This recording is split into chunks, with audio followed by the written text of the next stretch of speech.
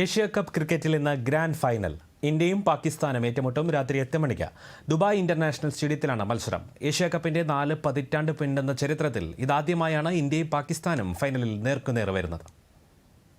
Group ഘട്ടത്തിലും super ഫോറിലും തോൽപ്പിച്ച ടീമിനെ തന്നെ ഫൈനലിൽ എതിരിടുമ്പോൾ ഇന്ത്യൻ ടീമിന്റെ ആത്മവിശ്വാസം ഇരട്ടിയാണ്.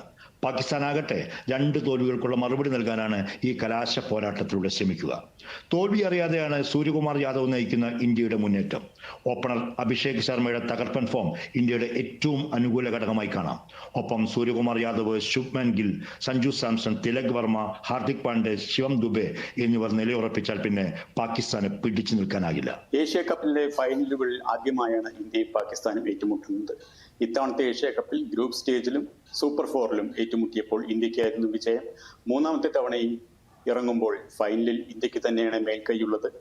പഴയ പാകിസ്ഥാന്റെ നിഴൽ മാത്രമാണ് ഇത്തവണ ടീമിലുള്ളത്.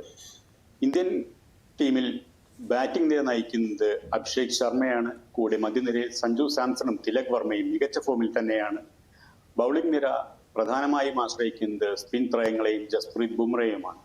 പാകിസ്ഥാന്റെ ബാറ്റിംഗ് നിര വളരെ ദുർബലമാണെന്നത് ഇന്ത്യക്ക് മികച്ച പ്രതീക്ഷകൾ നൽകുന്നു. ഏതായാലും ശക്തമായ ഒരു പോരാട്ടത്തിന് ഫൈനലിൽ നമുക്ക് കാത്തിരിക്കാം. ജസ്പ്രീത് ബുംറ, കുൽദീപ് യാദവ്, വരുൺ ചക്രവർത്തി എന്നിവരുടെ ബൗളിംഗ് നിരയും പ്രതീക്ഷ നൽകുന്നു.